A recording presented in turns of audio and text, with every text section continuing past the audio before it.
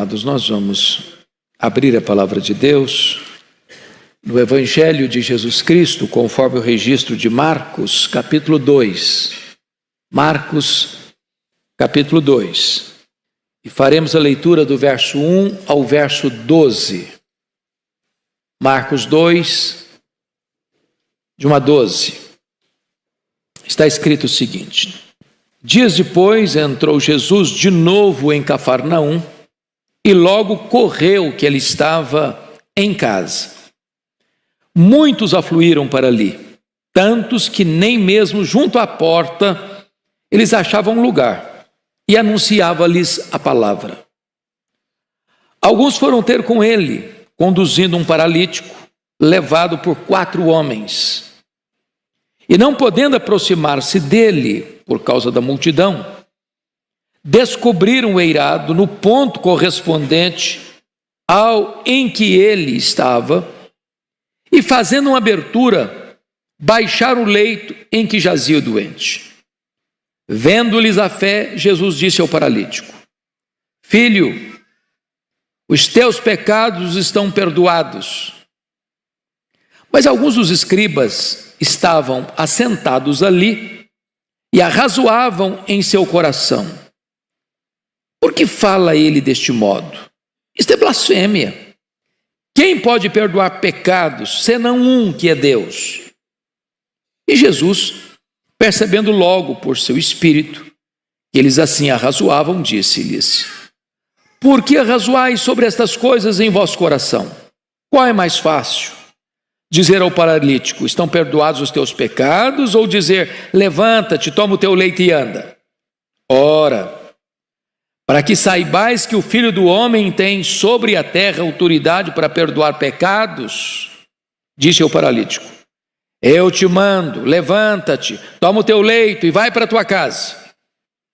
Então, ele se levantou e no mesmo instante, tomando o leito, retirou-se à vista de todos,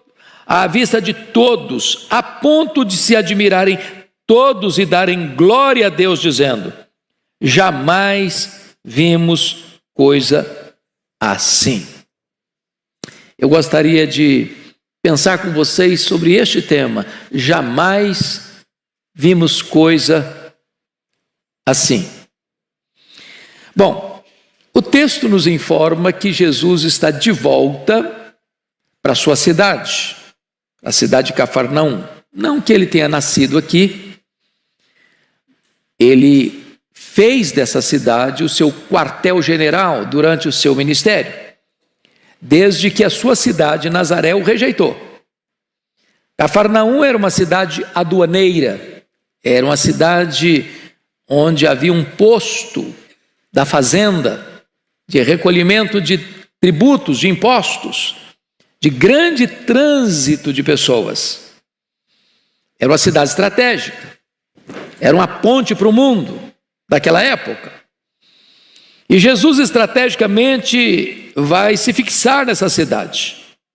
E ele dali fazia suas peregrinações pela Galileia, pela Pérea, e fazia incursões também, mormente nas grandes festas na Judéia. Diz o texto que correu a informação de que ele estava em casa. E então uma multidão corre para lá. A casa fica entupida de gente. À porta, uma grande barreira humana. Muita gente. E não consta que ele estivesse ali fazendo milagres. Ele estava ali, segundo o verso 2, anunciando-lhes a palavra. Ele era um mestre, ele era um pregador. Quando então diz a Escritura que havia um homem paralítico na cidade. E uns amigos, o texto nos informa, 4 homens, chegam à seguinte conclusão: esse paralítico precisa ser levado a Jesus. E eles creram que se aquele paralítico fosse levado a Jesus, Jesus podia curá-lo. E agora imaginem vocês, esses homens transportando esse homem rua fora. Os olhares, as censuras, as críticas, as perguntas, os questionamentos. O povo não sabe o que está acontecendo e para onde estão levando e por que estão levando. Diz a Escritura que quando eles chegam, eles não conseguem sequer acesso com o homem na cama, como estava, sendo transportado. E então, diz a Escritura, que eles tomam a decisão, já que ninguém abre ala para eles passarem, já que ninguém dá prioridade, como se tem hoje, para determinados grupos, prioridade de acesso. Então, diz a Bíblia que eles pegam o homem e sobem com ele para o telhado, destelham a casa, e certamente, com muito empenho e esforço, introduzem o homem de cima para baixo, no exato local onde Jesus estava. E quando Jesus vê esta cena, vendo-lhes a fé, não a fé do homem que estava sendo descido, mas a fé dos 4 homens que estavam fazendo esse ato, vendo-lhes a fé, Jesus disse para o homem: tem de bom ânimo. Está lá em Lucas, no relato de Lucas. Tem de bom ânimo. Filho, estão perdoados os teus pecados.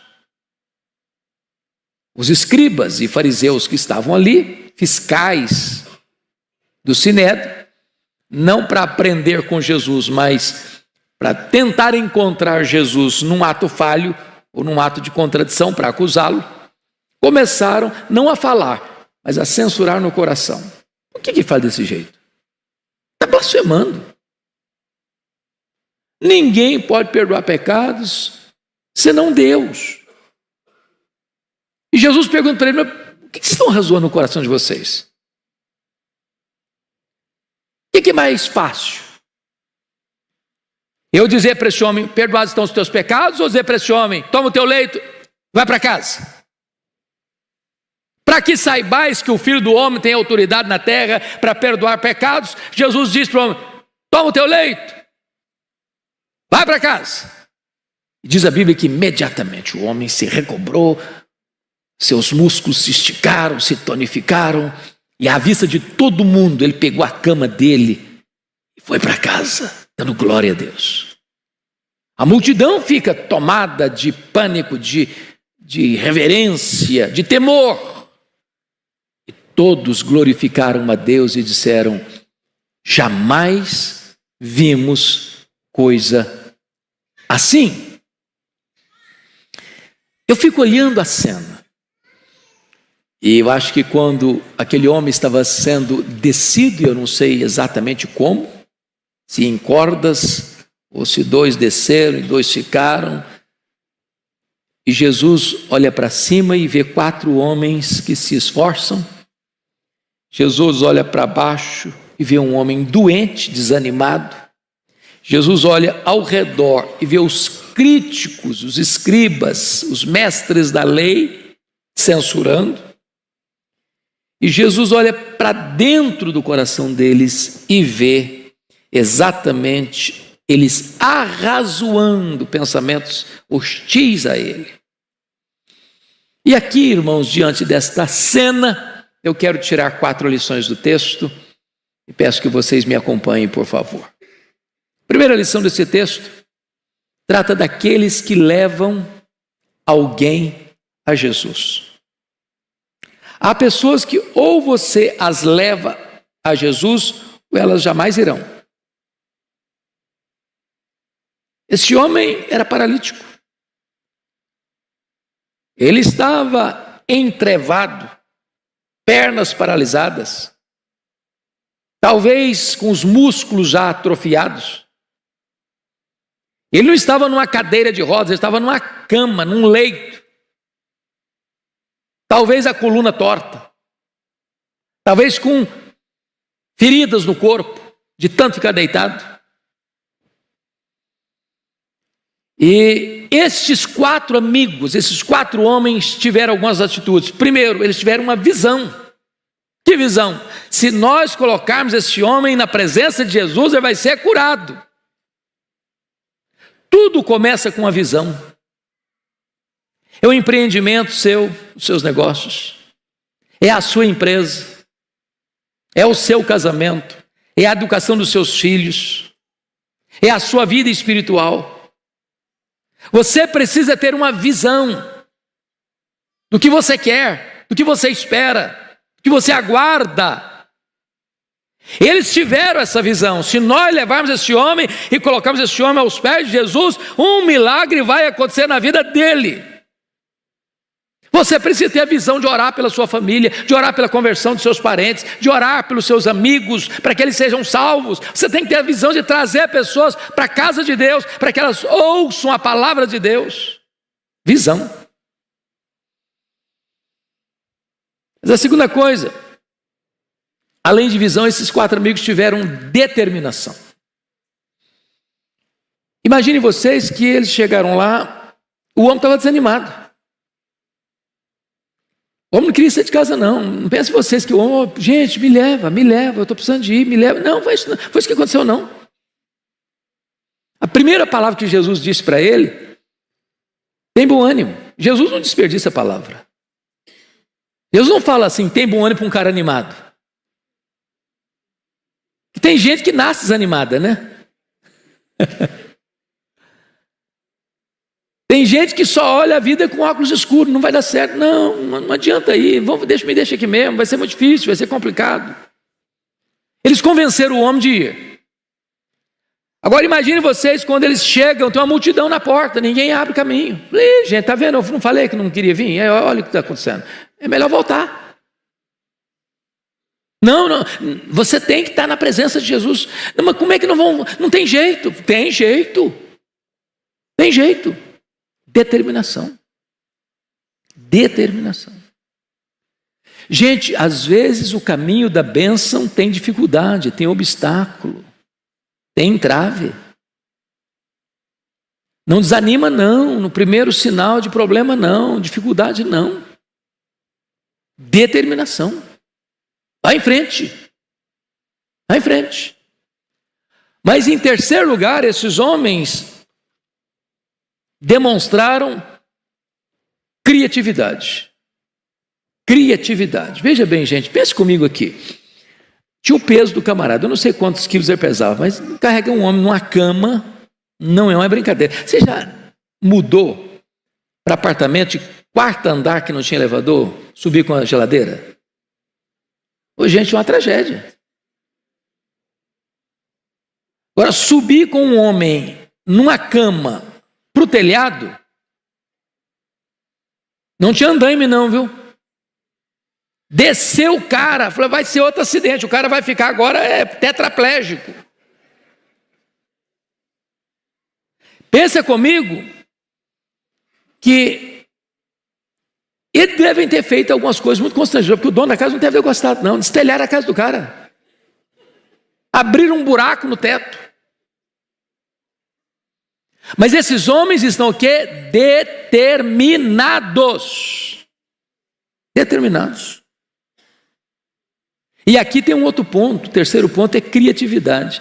No manual de como levar um paralítico a Jesus, certamente não tinha essa cláusula lá. Olha, quando você chegar, a porta estiver cheia de gente, você sobe para o telhado. Não tinha.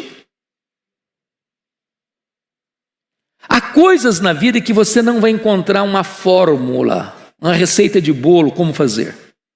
Tem que ter criatividade. Sabe o que significa isso, irmãos? Nós não mudamos a mensagem é imutável. Ela é única, ela é a mesma mensagem que os profetas pregaram, que os apóstolos pregaram, que Jesus pregou, que os pais da igreja pregaram, que os reformadores pregaram, que os nossos antepassados pregaram, é a mesma que nós pregamos, que os nossos filhos vão pregar amanhã, que as futuras gerações vão pregar no futuro. Não muda. Agora, método muda. Tem que ter criatividade. Hoje eu estava fazendo uma live com o pastor Arival, nós estávamos conversando sobre a questão das mídias sociais. Que ferramenta fantástica! Meus irmãos, Paulo na época dele singrou os mares com barcos frágeis. enfrentando tempestades, voragens do mar, de rios, perigos, porque ele queria usar todos os instrumentos do seu tempo, da sua época, para otimizar e acelerar e dar celeridade à mensagem. Hoje Deus coloca diante de você mídias sociais, mas não é para você espalhar fake news, não é para você contar uma piada, não é para você tirar sarro do amigo que o jogo dele, o time dele perdeu, não é para você fazer brincadeiras que às vezes contrariam e contradizem o testemunho da fé. Não, é para você usar essa ferramenta com uma finalidade específica, levar a esperança do evangelho para as pessoas. Criatividade. Eles inovaram, eles foram ousados, mas notem mais, eles tiveram fé. Eu acho fantástico que o verso 5 nos informe assim: vendo-lhes a fé. Não diz vendo-lhe a fé. A fé que Jesus está enaltecendo aqui não é propriamente a fé do homem paralítico. Pode até estar incluída. Alguns estudiosos entendem que está também incluída a fé do paralítico, mas a ênfase do texto é que Jesus viu a fé daqueles que levaram o homem. Às vezes você vai trazer alguém na casa de Deus, ou às vezes você vai levar o evangelho na casa de alguém, aquela pessoa não está tendo fé, não, ela não está nem querendo, às vezes ela está desanimada.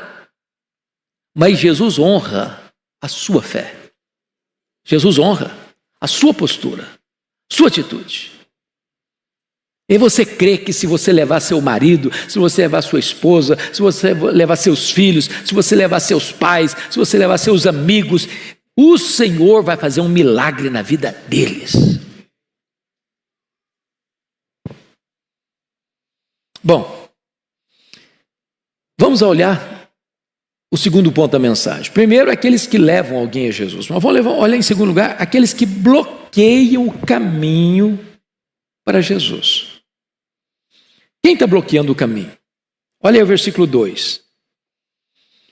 Muitos afluíram para ali, tantos que nem mesmo junto à porta eles achavam lugar.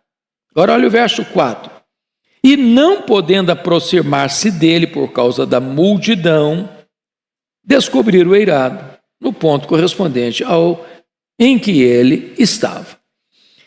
Veja bem que a multidão podia ter sido mais sensível, não? Jesus não estava fazendo milagres ali, Jesus estava ensinando, pregando. Talvez aqueles que estavam à porta, ao verem aqueles 4 homens chegando com um homem paralítico, e eles sabiam que Jesus podia fazer um milagre ali, diziam, vamos deixar, gente, vamos abrir o caminho, vamos dar espaço, vamos facilitar, vamos ajudar. Aliás, se você ler a Bíblia, multidão sempre foi um problema às vezes. Lembra de Bartimeu, lá em Jericó? Bartimeu está gritando, Senhor, filho de Davi, tem misericórdia de mim, filho de Davi, tem compaixão de mim. A multidão diz, cala, cara, cala.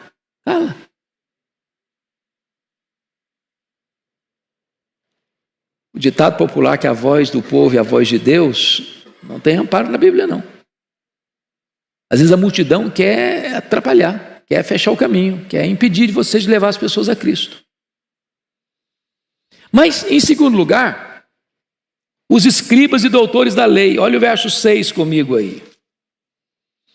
Mas alguns dos escribas estavam assentados ali e arrazoavam em seu coração. Me permita dar uma olhadinha lá em Mateus 9, o texto paralelo.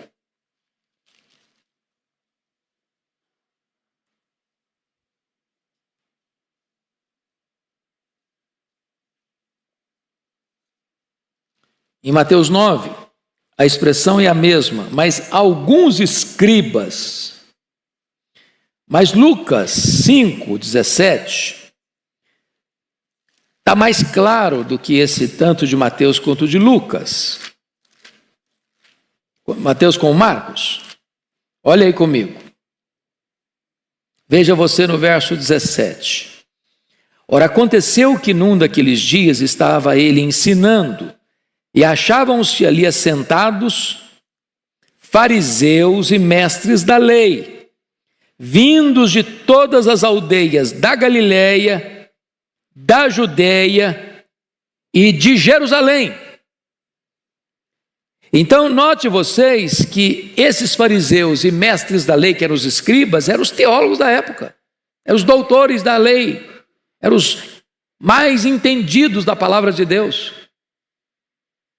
eram os grandes representantes da intelectualidade teológica. E eles estão vindo de onde? Está escrito aqui: de todas as aldeias da Galiléia. Ô, gente, na Galiléia tinha 204 cidades pequenas. Jesus percorria várias aldeias, e eles estão brotando todo lado. Gente da Galiléia, gente da Judéia, gente de Jerusalém, do Sinédrio. Eles eram uma espécie de fiscais da religião. Eles representavam o Sinédrio. O Sinédrio era aquele que coordenava e fiscalizava a questão religiosa em toda a nação. E eles estão lá, como obstáculo. Primeiro, eles não eram ouvintes sinceros. Jesus estava ensinando, mas eles não estavam ali querendo aprender de Jesus, não. Eles não foram para lá porque eu quero aprender de Jesus, eu quero que Jesus seja o meu mestre, eu quero ouvir uma lição para o meu coração. Não, eles estavam ali como fiscais. É muito triste quando alguém às vezes vem para um culto, vem para a igreja, não para ouvir a voz de Deus, mas para criticar o pregador, para anotar uma frase, talvez não bem elaborada. Eles estavam ali para buscar ocasião contra Jesus. Vejam vocês que, em segundo lugar, eles estavam certos e estavam errados ao mesmo tempo. Por que eles estavam certos? Só Deus tem poder para perdoar pecados. A teologia está boa, é isso mesmo.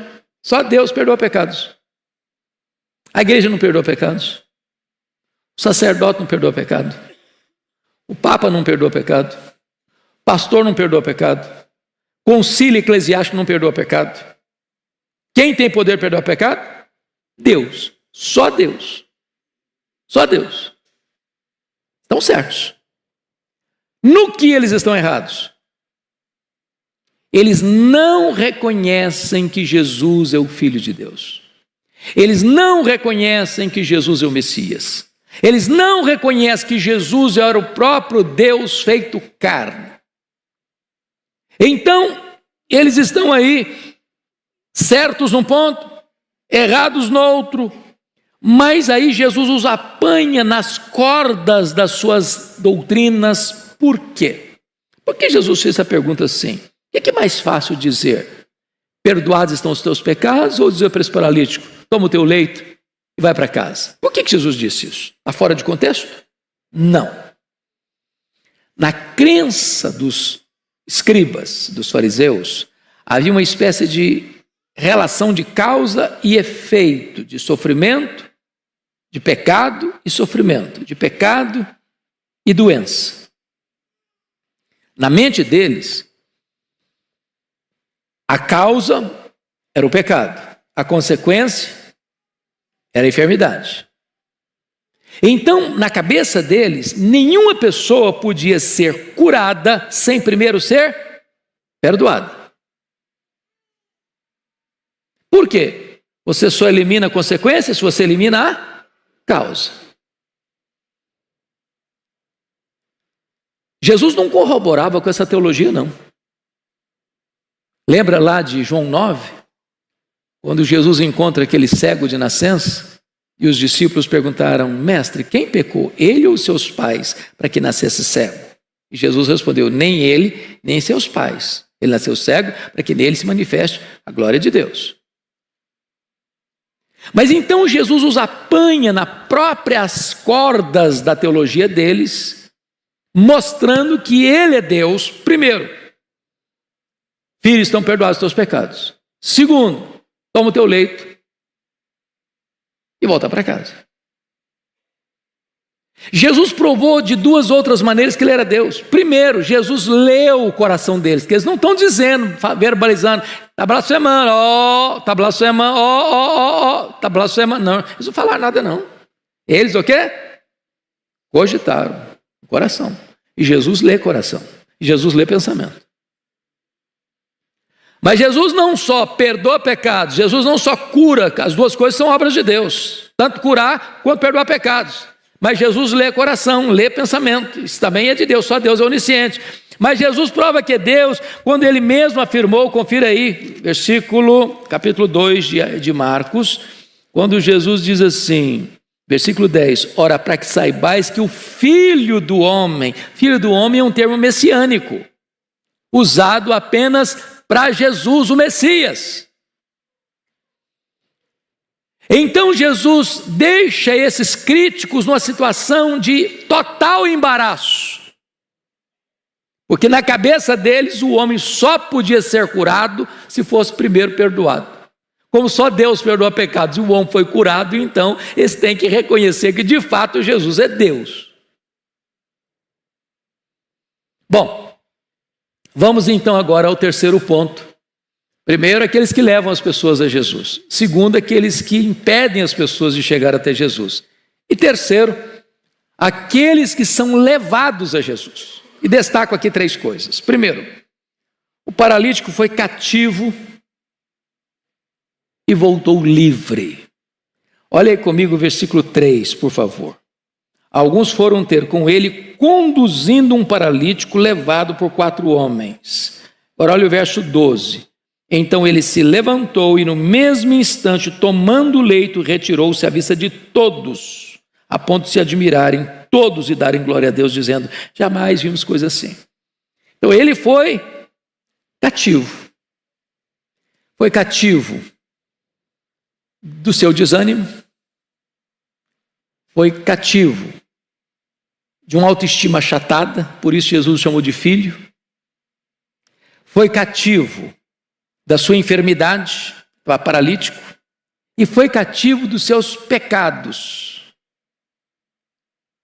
O homem é cativo. O homem não pode libertar a si mesmo.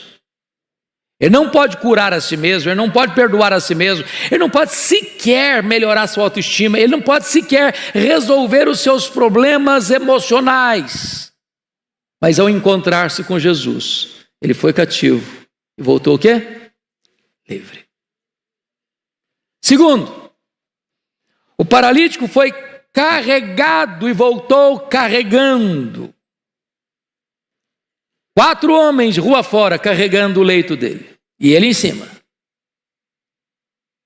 Quando chega o verso 12, ele não volta mais carregado. Ele volta carregando o leito. Porque quando você tem um encontro com Jesus, o seu fardo é tirado, sua doença é curada, seu pecado é perdoado, sua vida é restaurada. E agora você é livre e você volta demonstrando o poder do milagre da cura na sua história. Você não precisa ser mais carregado, agora é você quem carrega. Terceiro, ele foi buscar uma bênção e voltou com 2 bênçãos. Isso é impressionante, irmãos. Às vezes o sofrimento leva o homem a Deus. Porque ele estava doente, ele foi levado a Cristo. Quantas vezes uma pessoa vai a Cristo por causa de um problema? É um casamento que está em crise, é um filho que está dando problema, é uma enfermidade grave, é um problema financeiro, uma situação de tempestade na vida. E a pessoa recorre a Deus naquela angústia, naquela dor, buscando uma saída para o seu problema imediato. E quando chega, encontra mais do que uma saída do problema imediato. Encontra perdão, encontra salvação, encontra a vida eterna, encontra a alegria da salvação em Cristo Jesus. Hoje cedo eu estava em Vitória, embarcando aqui para São Paulo. Eu estava entrando no avião. Veio um homem, deu um abraço apertado, disse, meu sonho era encontrar o Senhor. Eu preciso dar um testemunho. Minha vida estava arruinada, eu estava completamente quebrado pela vida, com a família destroçada, quando um dia eu escutei uma mensagem. E essa mensagem mudou minha história, mudou minha vida, salvou meu casamento, salvou minha família, E hoje eu sou um servo de Deus e a minha família serve a Jesus. Eu precisava encontrar você para dar essa notícia. Às vezes você vai a Jesus ligando o seu televisor ou entrando num programa evangélico de madrugada ou assistindo uma mensagem na hora de desespero. Você quer resolver aquele problema. E Jesus, além de resolver aquele problema, resolve todos os problemas da sua vida, porque salva você para toda a eternidade. Ele foi buscar cura e ele encontrou além da cura, salvação. Filho, perdoados são os seus pecados. Mas aí quem tem a última parte dessa mensagem, meus irmãos? Primeiro, os que levam as pessoas a Cristo. Segundo, as pessoas que atrapalham as pessoas de chegar a Cristo. Terceiro, os que são levados a Cristo. Em quarto lugar, a intervenção de Jesus àqueles que são levados a Ele. O que Jesus fez com esse homem? Chama a sua atenção para o fato de que Jesus fez 4 milagres na vida desse homem, 4 curas diferentes na vida desse homem. Em primeiro lugar, Jesus curou o paralítico emocionalmente. Está lá em Mateus 9:2, que é o texto paralelo. Só aparece em Mateus essa expressão. E eis que lhe trouxeram um paralítico deitado num leito. Vendo-lhes a fé, Jesus disse ao paralítico: tem bom ânimo. Essa expressão tem bom ânimo só Mateus registra.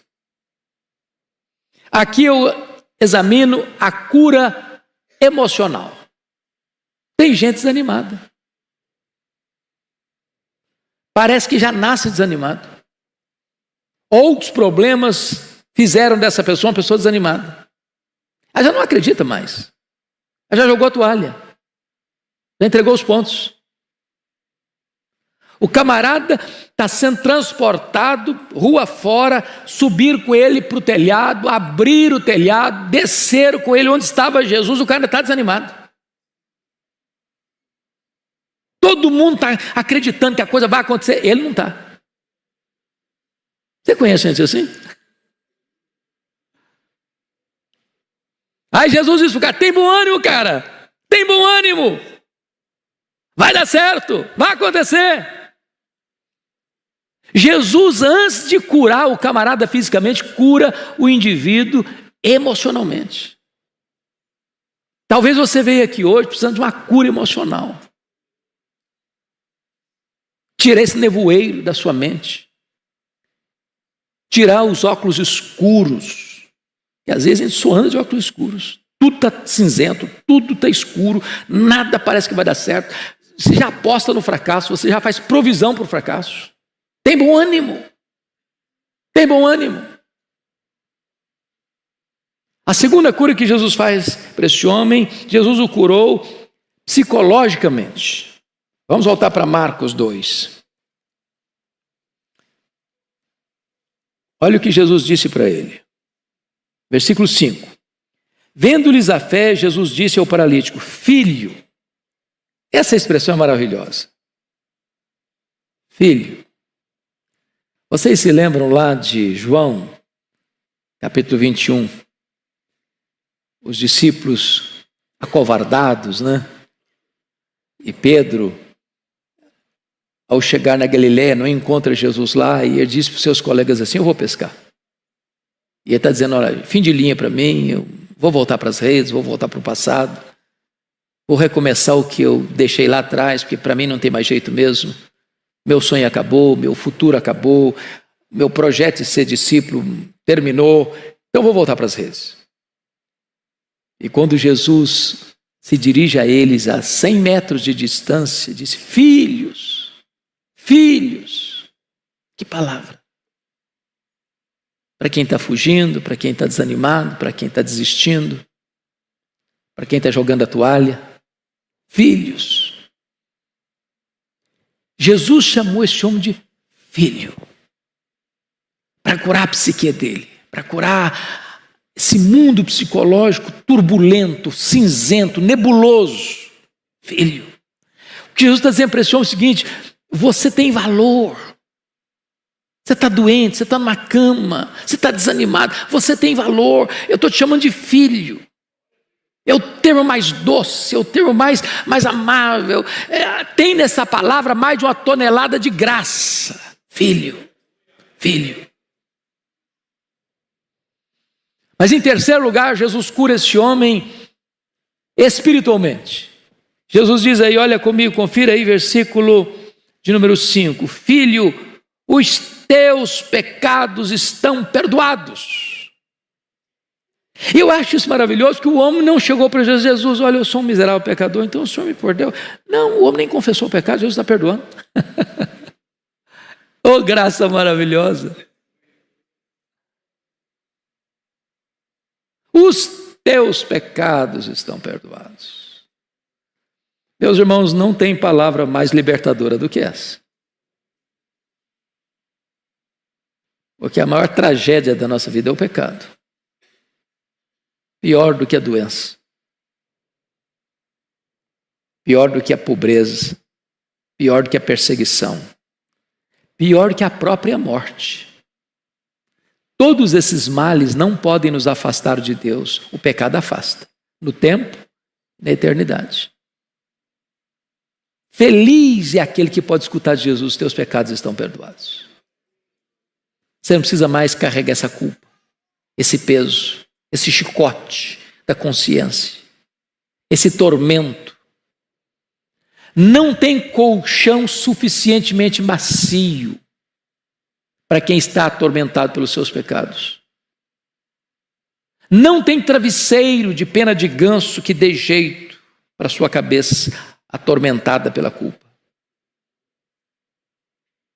Mas esta palavra é doce, é libertadora, é restauradora, traz paz. Filho, teus pecados estão perdoados. Está resolvido. Está resolvido. Não tem mais peso. Não tem mais culpa. Não tem mais condenação. Não tem mais juízo. Não tem mais inferno. Não tem mais susto das acusações do diabo. O sangue de Jesus purifica de todo pecado. Não importa o que você fez, não importa quão longe você foi, não importa quão profundamente você caiu, não importa quão acorrentado você ficou no cipoal do diabo, Jesus está dizendo para você hoje, aqui nesta noite, filho, os teus pecados estão perdoados. Vida nova, recomeço na presença de Deus.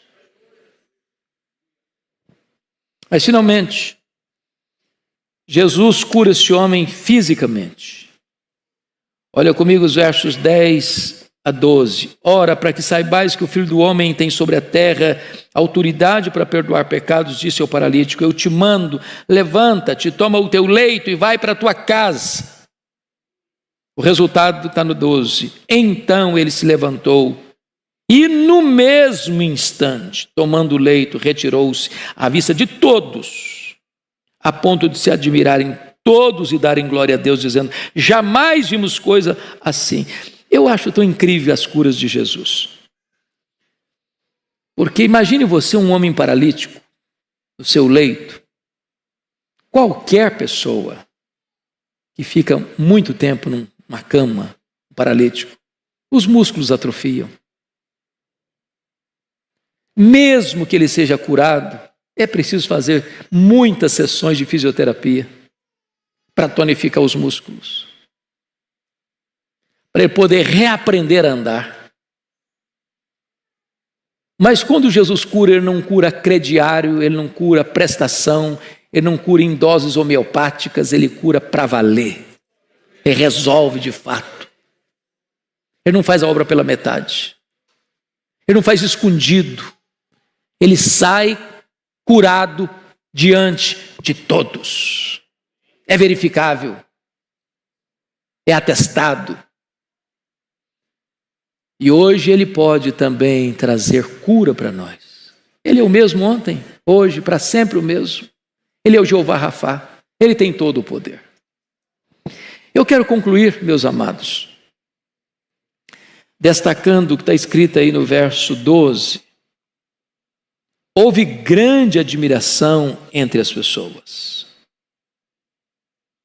a ponto de se admirarem todos, não alguns, todos. Quando Jesus manifesta o seu poder, admiração. Você olha e diz, será que é a mesma pessoa? Domingo agora, uma ovelha querida lá em Vitória me procurou e disse, pastor, eu preciso contar uma bênção. Uma pessoa muito feliz, alegre, corajosa, que testemunha da sua fé. E ela já falava de Jesus para um homem que ela dizia era a pessoa mais difícil. Sabe aquela pessoa que diz, olha, humanamente é impossível você pensar numa pessoa dessa convertida. E ela disse, pois esse homem está com mais de 80 anos, me chamou à sua casa e me contou a transformação que Jesus operou. As pessoas estão boquiabertas, pasmas. Esse fulano? Ah, não. Esse fulano mesmo. Está convertido, está transformado. Você já imaginou o espanto lá em Jerusalém quando viram Saulo de Tarso convertido? O cara era um monstro. O cara mandava matar. Mandou matar muitos santos em Jerusalém. Convertido. Mas mais do que isso, versículo 12 diz, e darem, a ponto de todos se admirarem e darem glória a Deus. Glória a Deus, não é obra humana, não é sugestionamento psicológico, não é jogo emocional, não é frase de efeito. Não tem outra explicação a não ser uma obra miraculosa de Deus, e então é Deus que tem que ser exaltado. E aqui, então vem outra coisa maravilhosa, que está escrito aqui no verso 11, eu te mando, levanta-te, toma o teu leito e vai para onde? Para a tua casa. É restituição à família.